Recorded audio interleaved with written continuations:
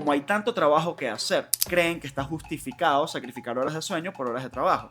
Y lo que no En nos damos teoría te hace más productivo. Claro, estás teniendo más horas y por ende estás pensando que estás haciendo más resultados. Mi Sí. trabajo es demostrarles cómo su productividad está cayendo y todas las demás cosas importantes también están cayendo, pero no es que solo están sacrificando su salud y sus relaciones por la productividad, es que están sacrificando su productividad también. Bueno, si yo me tomo el tiempo de hacer ejercicio, de comer bien, de consumir menor cantidad de bebidas alcohólicas o eliminarlas, ¿cómo yo voy a establecer relaciones en un sistema donde la gente sale de noche? Muchas de las relaciones están basadas... Quiero que me la rebote. Ya. El momento que tú consumes azúcar, tu cuerpo va a generar algo a nivel psicológico, va a generarte una necesidad de dopamina, un crash, que va a contrarrestar. O sea, la balanza siempre va a volver a su lugar más o menos, ¿no? Siempre que tú elijas el placer a corto plazo, estás eligiendo más dolor a largo plazo.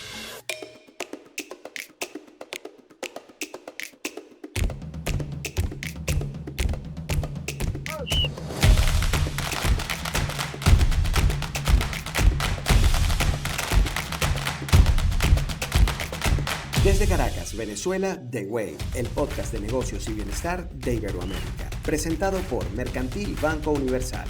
Ven Emergencias, siempre presentes. Avior Airlines, llevamos tus sueños a nuevos destinos. Lidotel, tus hoteles en Venezuela. España Abogados, asesórate con nosotros para una nueva etapa de tu vida. Empire Kiwi, la moto que mueve a Venezuela. Y en alianza con AdMedia Rock y Aldana Laser Center.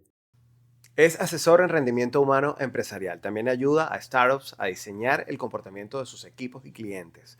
Crea sistemas de rendimiento y está aquí para ayudarnos con eso y además contarnos su trayectoria como coach de hábitos. Carlos Manuel Legaña, hermano, bienvenido. ¿Cómo estás? Gracias, Álvaro. Por fin.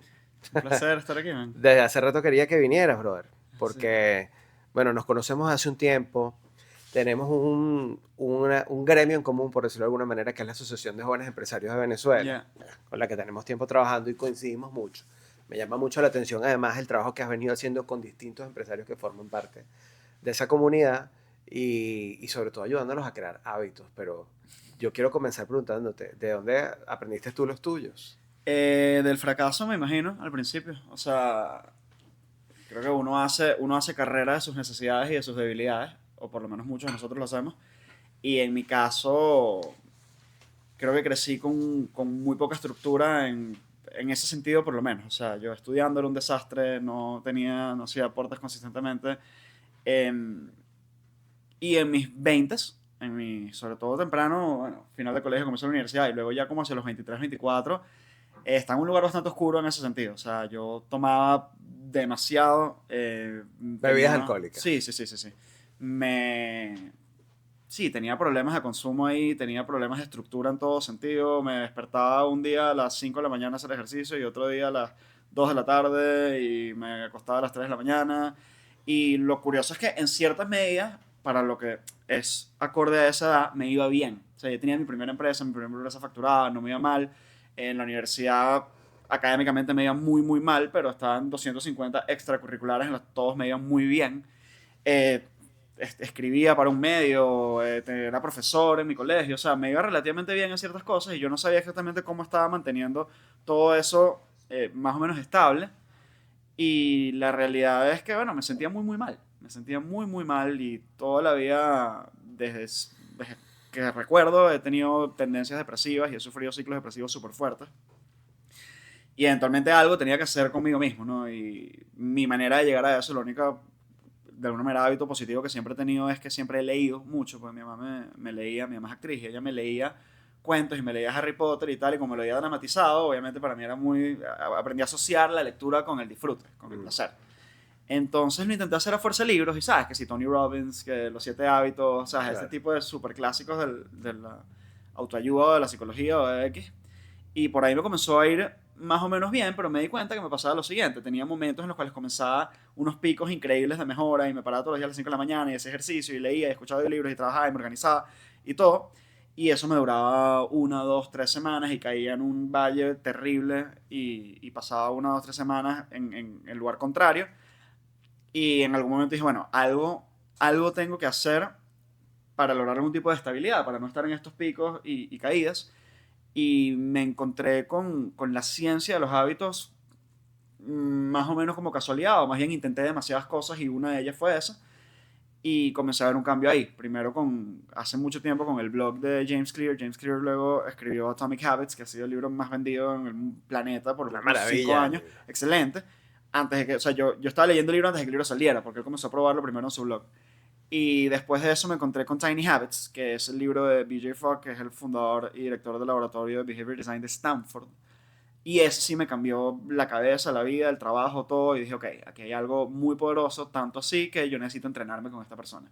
Entonces encontré un número de teléfono, no sé dónde, un Calendly, una cosa, algo en internet. Lo llamé, me atendió. Yo no podía creer que me estaba atendiendo. No, me tenía eso, no sé, 25, 26. Y no, me tiré un poquito más. Y me entrené con él, me hice su entrenamiento de Behavior Design, hice el entrenamiento de Tiny Habits, me especialicé en ese particular área. Y eso un poco es el entrenamiento más estructurado y formal que me legitima para hablar de hábitos específicamente. Tú sabes que hay gente que piensa que el tema de los hábitos es como una habilidad blanda. O sea, hay gente que piensa como, bueno, realmente, es que es tan injusto decir habilidades blandas. Yo la verdad es que en ese sentido tengo un conflicto con esa visión. Y yo veo que parte del contenido que tú compartes pasa por cosas que para muchos pueden ser muy sencillas, como decir, bueno, es muy importante que duermas lo suficiente. Sí. Y entonces cualquiera diría, bueno, pero obvio, tengo que dormir lo suficiente, pero la realidad es que mucha gente no lo hace, ni siquiera piensan en eso. No, la aplastante mayoría de la gente no duerme suficiente ni duerme bien, porque son dos cosas distintas y prácticamente ninguna es común. Pero además, lo más complicado es el sueño. Tiene una particularidad que es que a nosotros nos cuesta mucho distinguir que dormimos bien o dormimos mal. O sea, si tú le preguntas a 100 personas, mira, ¿qué tan bien dormiste anoche? Y tú los metiste en un laboratorio, han hecho experimentos 100 veces, los metiste en un laboratorio y tú controlaste las condiciones para que durmieran mal. Tú sabes que durmieron mal. Y les preguntas, ¿cómo dormiste anoche? Y dicen, perfecto, buenísimo.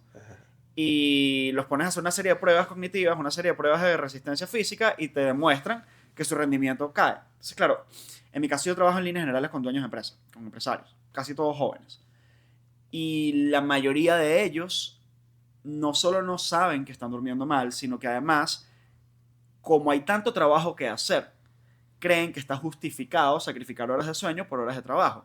Y lo que no En nos damos teoría cuenta- te hace más productivo. Claro, estás teniendo más horas y por ende estás pensando que estás haciendo más resultados. Mi Sí. trabajo es demostrarles cómo su productividad está cayendo y todas las demás cosas importantes también están cayendo, pero no es que solo están sacrificando su salud y sus relaciones por la productividad, es que están sacrificando su productividad también. Y cuando hablamos de cosas importantes, además de la productividad para un empresario, ¿a qué nos referimos? Cuando tenemos malos hábitos, ¿qué estamos sacrificando? Estamos sacrificando probablemente, a ver, como empresario y como persona. Como empresario, probablemente sacrificando tu capacidad de hacer las dos cosas que yo considero más importantes en un empresario y en un líder, que es tomar decisiones y mantener y crear relaciones. Estás sacrificando la calidad de tus relaciones porque el hecho de tú no estar durmiendo bien, haciendo ejercicio, comiendo bien, haciendo una cantidad de cosas que te regulan a nivel del sistema nervioso y de cuerpo y de mente, vas a ser menos paciente con la gente, vas a ser menos comprensivo, vas a tomar decisiones más impulsivas y menos pensadas. O sea, la calidad de tus relaciones y tus decisiones naturalmente va a decrecer. Yo te quiero contrastar ahí con un punto de vista que a lo mejor mucha gente se preguntará al escuchar esta conversación, algo como esto. Bueno, si yo me tomo el tiempo ¿Ok? de hacer ejercicio, de comer bien, de consumir menor cantidad de bebidas alcohólicas o eliminarlas, ¿cómo yo voy a establecer relaciones en un sistema donde la gente sale de noche, muchas Ok. de las relaciones están basadas, Ok. quiero que me la rebote. Ya. Ajá, Ok, las ok. relaciones están basadas en, bueno, me tomo un traguito con este porque voy a desarrollar una sociedad o voy a proponer un proyecto y para poder entrar con mi idea necesito establecer un vínculo que va más allá de lo laboral, ¿no? ¿Qué le decimos a alguien que piensa así? Ok, diría varias cosas, ¿no? Y lo digo tanto por experiencia personal como por experiencia de mis clientes. Lo primero es, tú puedes salir de noche de cuando en cuando, evidentemente no todo el tiempo, no todas las noches, y puedes salir de noche y tomar un poquito y no destruirte la vida, o puedes salir de noche y no tomar. Esas son opciones que existen. Ahora, las mejores relaciones que tú vas a crear o tener o mantener en tu vida, prácticamente ninguna va a basarse alrededor de eso. Y quiero que pienses un poco en las amistades más importantes que tienes en tu vida. Y yo estoy pensando ahorita tanto en mi novia, como en mis mejores amigos, como mis mejores socios, que hemos salido de noche una cantidad de veces y no hemos caído a palos 1.000 millones de veces, sin duda. Pero también hacemos deporte juntos. También, en mi caso, mis amigos, pues estudiamos el colegio juntos. Y la mayoría de nuestra relación pasó de día haciendo algo relativamente productivo. La relación que tú haces al construir algo con alguien, al mejorarte con alguien, va a ser infinitamente más poderosa, más productiva que la que vas a hacer en plan de consumo de algo de una neurotoxina para ambos, ¿no? Creo que por eso hoy en día es tan popular el pádel, lo estamos hablando antes de grabar ahorita. ¿Por qué es tan popular el pádel? En mi opinión, porque es muy social. Y es fácil relativamente, o sea, no es un deporte difícil en absoluto, no te exige lo que te exige jugar futbolito, Claro. ni te exige el tiempo ni la habilidad que te exige jugar golf, que era, o sea, para mí el pádel es... Es la combinación del deporte con las relaciones humanas. Sí, para mí el pádel es lo que era el golf para mi papá, o O sea, sea... tengo un poco de amigos que se estarían burlando de esta conversación nuestra y dirían, ah, sí, tengo pádel. No, claro, está Hay bien, un yo no juego prejuicio, pádel, sí. honestamente, he Ah. jugado pádel una vez en un pádel de Aje y me pareció del carajo, me pareció divertidísimo, pero no lo hago, pero... Lo cierto es que el tipo de conversación que puedes tener con una cantidad de gente que probablemente se parece a ti en ambiciones, en metas, en valores, jugando un deporte, es una relación un poquito más profunda que lo que haces cayendo a palo. Esa sería mi respuesta. Tener un gran seguro es saber que cuentas con los servicios de Benemergencia 24/7, con acceso a telemedicina, atención médica domiciliaria, traslados en ambulancia y Urgent Care, la red de salas de urgencias más rápida del país, equipada con tecnología de punta y atendida por profesionales de primer nivel. Descubre más visitando nuestras redes sociales en @Benemergencia o consultando con tu compañía de seguros. Benemergencia, siempre presentes.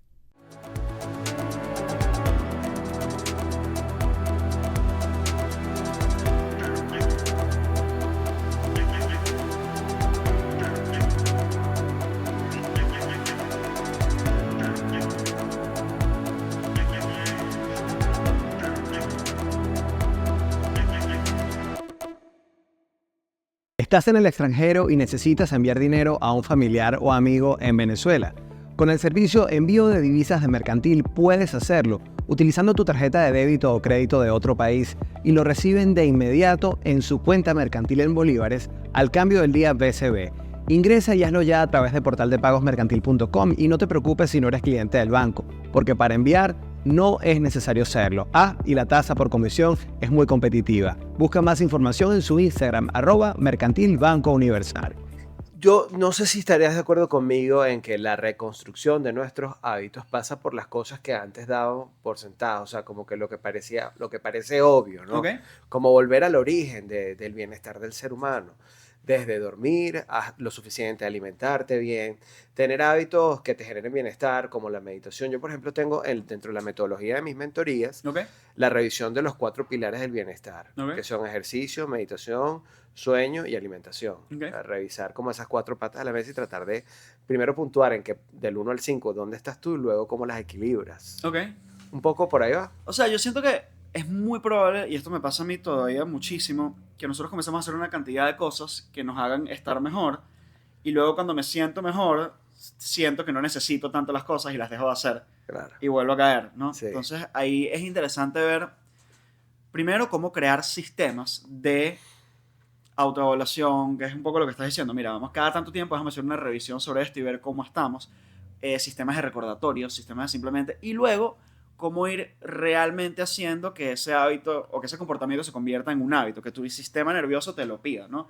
La gente para quien el ejercicio físico es realmente parte de su vida, su cuerpo se lo pide. Ya después del segundo o tercer día de no hacerlo, te sientes mal y lo necesitas. Y eso es porque hay una serie de asociaciones a nivel neurológico que estás acostumbrado a una serie de golpes de dopamina, de serotonina, de neurotransmisores y hormonas que ya están asociadas a ese comportamiento y que, como cualquier otra cosa que puede ser adictiva, el no tenerlo te duele, el no tenerlo te lo pide. Entonces, claro, ¿cómo hacemos eso? Bueno, no es probable que vayas a lograr hacer eso con un cambio radical. Es muy improbable que tú vayas a hacer un cambio completo de tu estilo de vida y vayas a convertir eso en un hábito. Muy, muy improbable. Tu cuerpo No puedes hacerlo todo a la vez, tiene que ser Sí. progresivo. No puedes hacerlo toda la vez y tampoco tiene sentido que hagas esfuerzos demasiado grandes al principio. Porque tu cuerpo no va a querer hacer ese gasto de energía y por ende va a sentirse doloroso. Y lo que se siente realmente doloroso o desagradable es muy difícil que se convierta en hábito, ¿no? Hay un poquito de dolor, hay un poquito o sea, el ejercicio físico duele, la meditación, por lo menos a mí aprender a meditar cognitivamente me dolió emocionalmente, me costaba, yo tenía demasiada ansiedad y no lograba, me costó muchísimo. Pero solo fue con ambas cosas y con cualquier otro cambio de hábitos que haya hecho o yo con mis clientes, solo fue cuando lo llevamos al mundo de la gradualidad y cuando llevamos no solo a tomarlo por pequeños pasos, sino a poder realmente celebrar y disfrutar cada uno de esos pequeños pasos, que tu mente va realmente adaptándolo, haciéndolo parte de tu estilo de vida y que entonces puede a largo plazo crearse en un hábito, algo que luego te haga falta cuando no lo hagas. Ya tú lo decías, pero yo sí creo que inevitablemente, o sea, hay un tema como de cruzar una línea que va más allá del dolor. No sé si estás de acuerdo conmigo, ¿no? Al principio siempre incomoda, siempre molesta. O sea, si tú te empiezas a levantar temprano, que es algo que ya yo, por ejemplo, lo tengo incorporado. Yo era nocturno, imagínate, en mi época de la universidad lo mío era siempre hasta tarde y salía mucho de noche y toda mi actividad profesional tiene que ver con eventos. Entonces cuando yo dije, yo recuerdo claramente un momento, un punto de quiebre en mi vida en el que estaba regresando de una super rumba a las 6 de la mañana y venía así en el carro viendo a unos corredores que estaban, sí, como a las 6 o 5 de la mañana. Y yo decía, qué gente tan productiva, mira la hora a la que se levantan y están trotando, están haciendo ejercicio. Claro. ¿Qué estoy haciendo con mi vida? ¿No? Fue como... Fue una epifanía. Yo vengo de una rumba y estos panas están ahí haciendo ejercicios, ¿no? Y decidí cambiar ese hábito para yo poder estar de pie todos los días a las 6 de la mañana. Eso fue una decisión, pero pasó para el dolor y tienes que superar el umbral del dolor. Sí, sin duda. De la incomodidad y en algunos casos del dolor, sí. Es un equilibrio interesante. O sea, neurológicamente hablando, y esto tiene que ver sobre todo con dopamina, pero tiene que ver con otros neurotransmisores también, y con hormonas, y con cortisol, y epinefrina, etc. Pero tú puedes imaginarte, esto lo aprendí de Anna Lemke, que tiene un libro increíble sobre la dopamina, puedes imaginarte una balanza dentro de tu cuerpo y dentro de tu mente. En cada momento que tú vayas a agregarle un poco de placer, va eventualmente a caer un poco de dolor y trabajar esa balanza. Y hay dolores voluntarios y útiles, no o sea, ejercicio y consume azúcar, algo así. Sí, o sea, ¿qué me voy? El momento que tú consumes azúcar, tu cuerpo va a generar algo a nivel básico y físico, va a generar insulina, pero luego a nivel psicológico va a generarte una necesidad de dopamina, un crash, que va a contrarrestar. O sea, la balanza siempre va a volver a su lugar más o menos, ¿no? En ese orden de ideas, el equilibrio que uno tiene que llegar, muy interesantemente, es siempre que tú elijas el placer a corto plazo, estás eligiendo más dolor a largo plazo. Y cuando eliges un dolor controlado, no estoy hablando que nos vamos a autoflagelar, pero un dolor como el del ejercicio o como una incomodidad de ese estilo, a corto plazo... El levantarse temprano para muchos es un dolor. Sí. En líneas generales vas a estar eligiendo también un poco más de placer a largo plazo. Sin duda. Entonces, claro, el problema es el siguiente. Uno podría pensar eso, y eso definitivamente fue lo que yo pensé. Dije, ok, entonces más dolor ahorita voluntario implica más placer en adelante. Déjame cargarme de todo el dolor voluntario que pueda. Déjame meterme en el hielo, déjame pararme a las 5 de la mañana, déjame hacer ejercicio fuerte, déjame hacer todo. Y lo que hice fue romper mi escala. O sea, le di tanto a la parte de este lado de la escala que luego necesité compensar por completo, irme al placer, entonces necesitaba, y eran esas subidas y bajadas que te decía. Mucho dolor voluntario, mucho placer voluntario, y así. Y entonces el equilibrio al que hay que llegar, que no creo que haya una fórmula universal ni perfecta para todo el mundo, y creo que es un trabajo de autodescubrimiento y autoexperimentación de por vida, es, ¿cuánto es el nivel de dolor necesario, útil y voluntario que yo puedo asumir, que me haga bien y que no me queme, que no me desgaste? ¿Y cuánto es el nivel de placer momentáneo y a corto plazo que yo puedo manejar y que no me desequilibre por completo? El yin y el yang, como dice el meme. Sí. Un trabajo, sí, es un trabajo exactamente de eso. O sea, decir, bueno, sí voy a decidir hacer ejercicio y voy a progresivamente crecer el nivel de incomodidad que yo puedo hacer, pero en momento de X, Y o Z también me voy a comer la pizza. Solo que no todos los días, ¿no? Bueno, es un reto. O sea, qué interesante la manera en la que tú lo planteas, la gradualidad. A mí me pasa que, bueno, yo cuando me decido a hacer un cambio, me obsesiono con el resultado y si me salgo por un momento, la verdad es que me doy látigo, ¿no? Ok. Yo creo que debe haber bastante gente... Sin duda. así, ¿no? Sin duda. Que le tiene miedo a su versión placer. Totalmente. Placer. Yo Totalmente. le temo a la mía. Totalmente. Y yo creo que, no sé si todos, pero muchos de nosotros, yo me identifico con ese statement completamente y la mayoría de mis clientes se identifican con ese statement completamente. Voy a hacer un par de cosas. Primero, hay un estudio interesantísimo que se hizo en University College London en el 2014 que siguió a 167, algo por el estilo, personas creando hábitos por como 6 meses.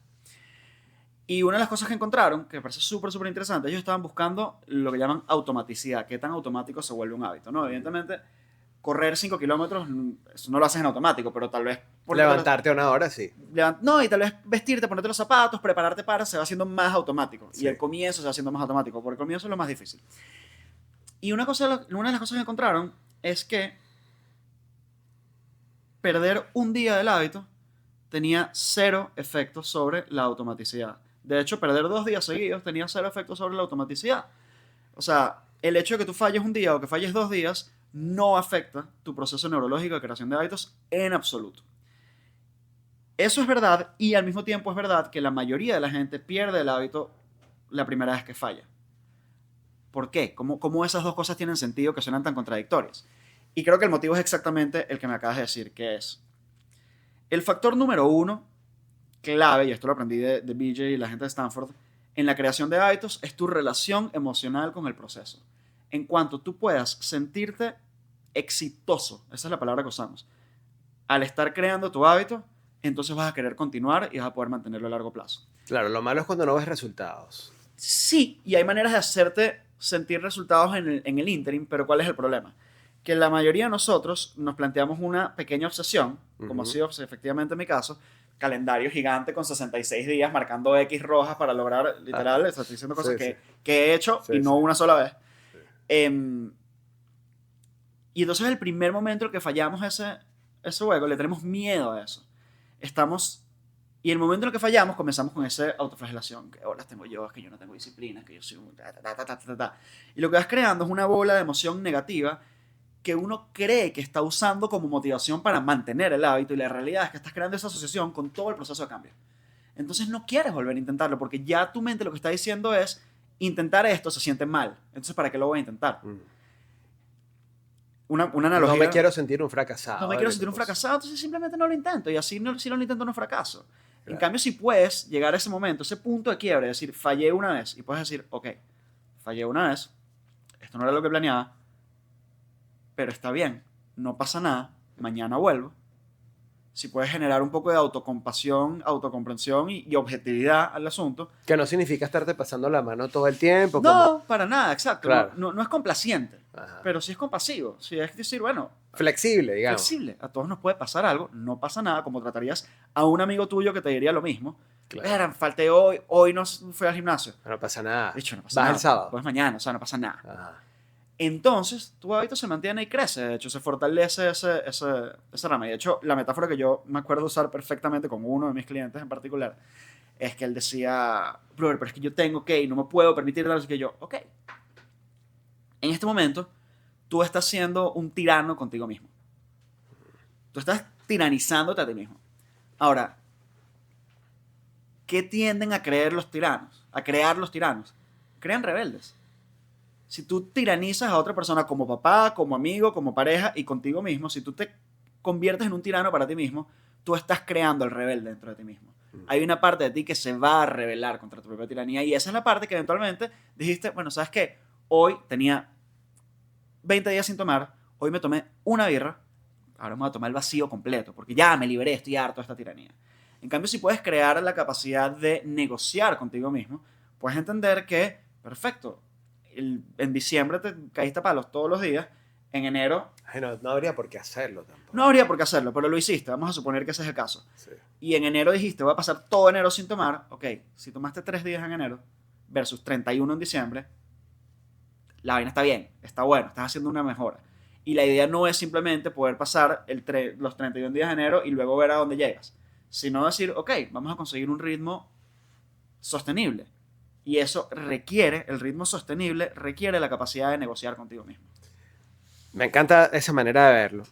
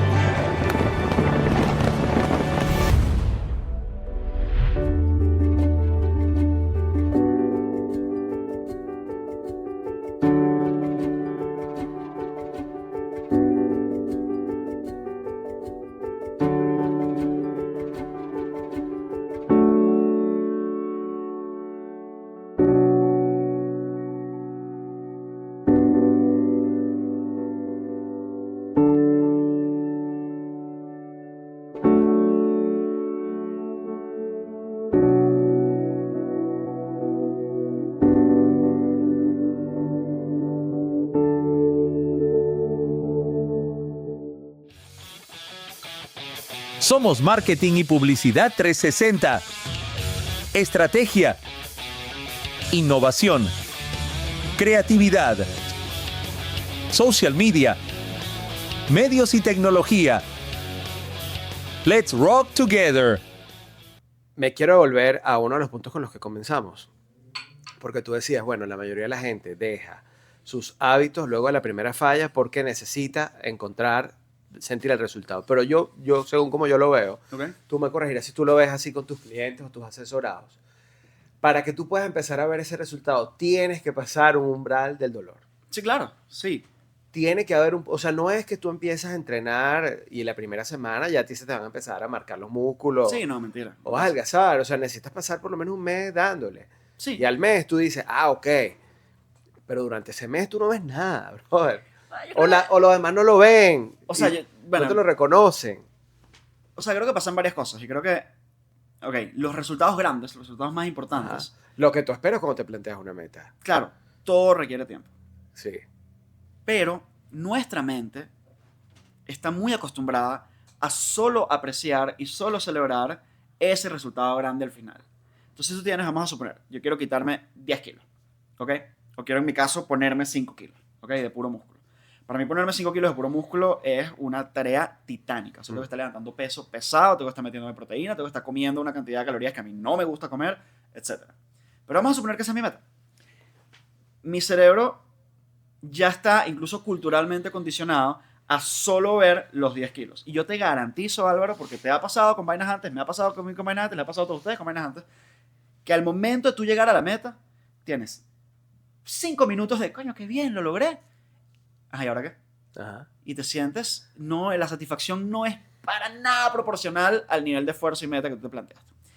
Pero durante todo ese tiempo pasaron una serie de cosas. Primero, subí cada uno de esos 10 kilos. Subí 1, 2, 3, 4, 5 y puedo ir subiéndolo a 100 gramos, a 100 gramos, a 100 gramos, a 100 gramos. Fui al gimnasio una cantidad de veces. Comencé a ver unos cambios de probablemente alguna camisa me dejó de quedar. O sea, todas esas cosas. Y para mí lo interesante es reentrenar tu cerebro a dos cosas. La primera, a quitarle importancia a esa meta final como meta final, porque a mí me interesa mucho más el proceso y porque de verdad si tu expectativa es que vas a ser feliz al momento de lograr la meta, te vas a decepcionar porque así no funciona el cerebro. Si nosotros nos quedáramos felices y contentos al lograr una meta, no hubiésemos evolucionado, nos hubiésemos muerto en la pradera. Porque estamos felices con el primer mango que conseguimos y nos comió un tigre de dientes de sable por andar huevoneados. O sea, esa es la realidad de nuestro cerebro y por qué evolucionamos así. Pero hay una cantidad de pequeños logros en el camino. Entonces, en ese sentido, mi trabajo es, mira, sí. Eso es filosofía estoica y además por eso se llama The Way. Porque Exactamente. no se trata de alcanzar una meta, sino del camino. Totalmente. Entonces, claro, durante todo ese tiempo, cada día hubo pequeños logros que yo puedo celebrar. Y celebrar no significa alguna rumba, pero sí significa que, bro, ayer levantaba 60 kilos en bench, mañana levanté 62. Coño, Vamos a ver, 61, 62. Bien, vamos a disfrutar eso, disfrutar eso otro. Probablemente durante ese tiempo te piropeó una cantidad de gente a que tú no le paraste bola. Ah, bueno, sí, no, tal, no sé qué. No, vale, agradecelo. Gracias por eso. Coño, qué bien que hiciste esto. Gracias.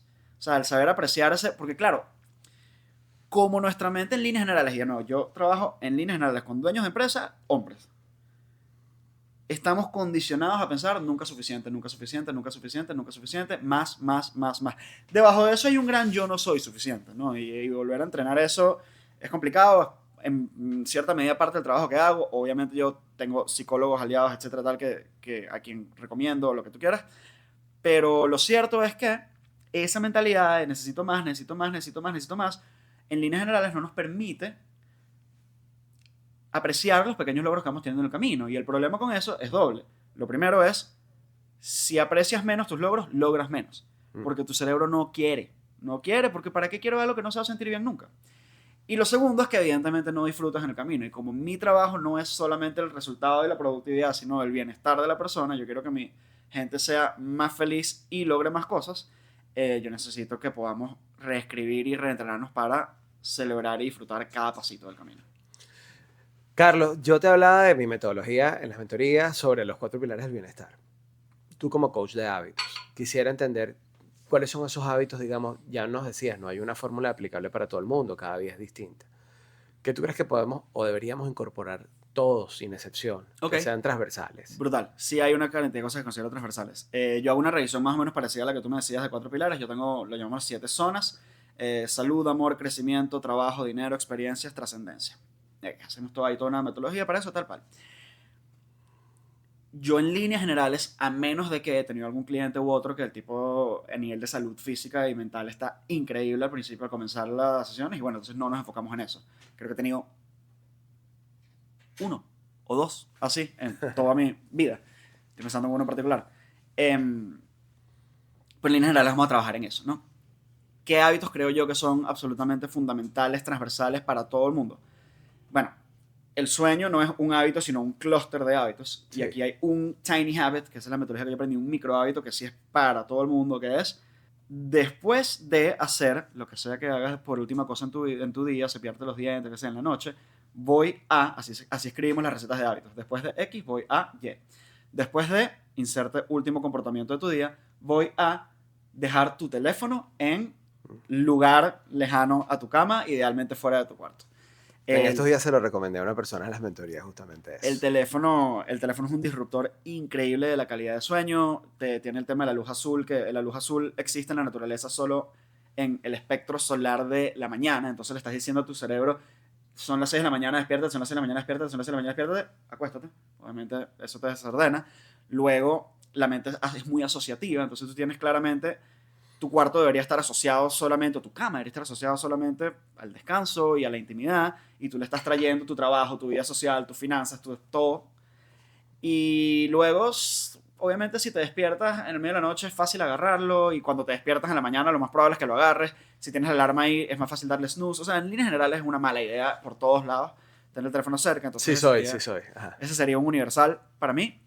Universal para mí un par de cositas al despertarte, como tomar agua, idealmente hacer algún tipo de movimiento físico, 10 planchas, un par de squats, lo que sea, tomarte un buen vaso de agua, idealmente con sal. Hay una serie de suplementos que yo recomiendo básicamente para todo el mundo. Los probióticos serían uno de ellos, el magnesio para dormir mejor sería otro de ellos. Y algún tipo de ejercicio. En líneas generales, prestarle atención a tu nutrición, que claramente no es un hábito, sino un clúster de hábitos, pero yo agregaría como fácil ahí, para la gran mayoría de la gente, agregar su intake de proteína. La mayoría de nosotros estamos subproteinados y sobrecarbohidratados. Y agregaría algún formato de, idealmente meditación, idealmente, pero entiendo que cuesta. Bueno, puede ser contemplación, puede ser respiraciones, puede ser, hay otras Entonces, cosas. hay ejercicios de respiración que La me han gente sido muy religiosa puede útiles. orar. Hay ejercicios de respiración que me han sido muy útiles. Tengo muchos clientes muy religiosos para quien todo el tema de la oración también es muy, muy útil. Y yo sí agregaría algún tipo de lectura. Para eso yo recomiendo, particularmente hablabas del estoicismo, yo recomiendo el Daily Stoic porque, por lo que te decía, el tema de sentirte exitoso con un hábito, ¿no? Si tú tienes mucho tiempo sin leer y quieres comenzar a leer ahorita y agarras un libro de 300 páginas y lees una página hoy, te vas a sentir como un fracaso. Pues como que, bueno, es una sola página, ¿qué hago con esto? No me sirve de nada. En cambio, agarras el Daily Stoic, el Daily Stoic tiene fecha. Hoy, ¿qué hoy es? 13, 12. Hoy 12, lees esta página y ya, y pasa. Y entonces tú leíste lo que tenías que leer y te sientes exitoso. El libro es buenísimo, el contenido es excelente, el tema del estoicismo además es lo que yo más recomendaría como sistema operativo filosófico para empresarios. Pero el hecho, más allá del contenido, es que estás leyendo lo que tenías que leer y por ende cerraste y te sentiste exitoso. Y eso es mucho más probable que eventualmente se convierta en parte de tu identidad. Yo soy el tipo de persona que lee, yo soy un lector. Y eso hace mucho más probable que agarres otros libros después.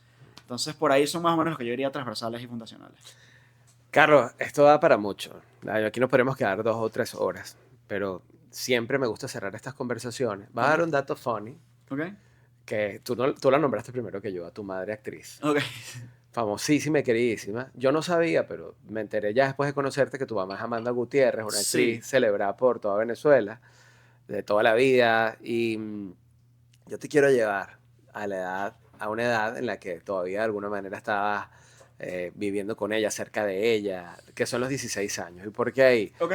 Porque esa fue una edad en la que se formaron muchos de mis intereses, en la que yo me hice preguntas claves que me llevan a estar en este punto de mi camino, ¿no? Ok. Entonces siempre hago este ejercicio para cerrar el podcast. Llevo a la gente a ese momento, y si tú tuvieras aquí enfrente al Carlos Manuel Legaña, que tenía 16 años, después de todo el camino recorrido, Ok. después de lo que tú empezaste a decir cuando comenzaste esta conversación, que era, bueno, yo he pasado por episodios depresivos y de muchos picos en mis hábitos, y esto es lo que me ha llevado a aprender sobre esto y a equilibrarlo hasta donde estoy. ¿Qué le dirías a Carlos Manuel Egaña de 16 si lo tuvieras ahora mismo enfrente? Ok. Son 3 cosas, ¿no? La primera es, por favor, o sea, en ese momento yo me estaba mudando de casa y tuvimos que entregar a mi Golden Retriever, a Trueno, y le diría, por favor, visita más a Trueno porque se va a morir pronto. Se murió muy pronto después de que lo dejamos, entonces que lo visite más. Sería lo primero.